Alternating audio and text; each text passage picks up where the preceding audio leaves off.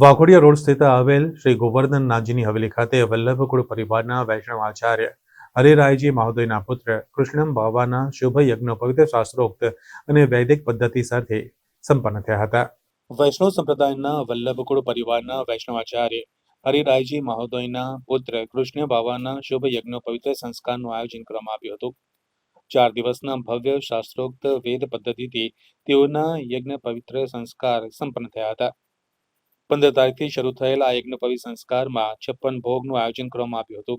જ્યારે તારીખ 16 ગૃહ શાંતિ તથા હાલારી રાસ જેવી રીતના તારીખ 17ના રોજ ગણેશ સ્થાપના વૃદ્ધિ કી સભા તથા વરઘોડાનું આયોજન કરવામાં આવ્યું હતું, જે વાઘોડિયા રોડ ખાતે આવેલ ગોવર્ધનનાથજીની હવેલીથી થઈ જે અંબે રેવા પાર્ક ગરબા ગ્રાઉન્ડ ખાતે પહોંચી હતી, જ્યાં આજરોજ ચોલ સંસ્કાર તથા ઉપનયન સંસ્કાર કરી કૃષ્ણમ બાવાના શાસ્ત્રોક્ત અને વૈદિક પદ્ધતિથી યજ્ઞોપવિત સંસ્કાર જે અંબે રેવા પાર્ક ગરબા ગ્રાઉન્ડ ખાતે સંપન્ન થયા હતા।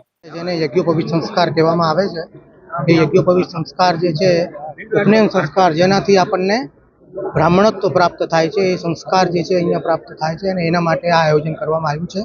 અને અમારા વલ્લભકુળ સંપ્રદાયની અંદર બધા જ સંસ્કારો થાય છે। 16 સંસ્કારનું મહત્વ સનાતન ધર્મની અંદર રહેલો છે અને એ સનાતન ધર્મની અંતર્ગત આ બે જે સંસ્કાર 14 સંસ્કાર અને યજ્ઞોપવિત સંસ્કાર, આ બે સંસ્કાર મુખ્ય છે, જેનાથી બ્રાહ્મણોને બ્રાહ્મણત્વ પ્રાપ્ત થઈ અને યજ્ઞોપવિત દ્વારા ગાયત્રી મંત્રનો અધિકાર પ્રાપ્ત થાય છે। અને જ્યાં સુધી ગાયત્રી મંત્રનો અધિકાર પ્રાપ્ત ન થાય ત્યાં સુધી એ વેદાધ્યયન કે વેદનું પાઠ કે વેદનું જ્ઞાન એ નથી કરી શકતો। યજ્ઞોપવિત સંસ્કારનો સુંદર આયોજન બપોરે 12 વાગે એટલે 10 વાગ્યાથી પ્રારંભ થઈને અને 2 વાગ્યા સુધી એ આખો આયોજન ચાલશે। આપ સર્વે જેમનો સહયોગ મળ્યો અને બીજા બધા બી જોડાવાના છે, તેમને સૌને હું આવકારું છું। ખૂબ જ આનંદ છે કે આપ સૌ જોડાઈ રહ્યા છો અને તેની સાથે સાથે મીડિયાનો પણ ખૂબ જ સહકાર મને મળી રહ્યો છે। આપ સૌનો ખૂબ જ પ્રેમ મળી રહ્યો છે, ખૂબ જ આનંદ છે।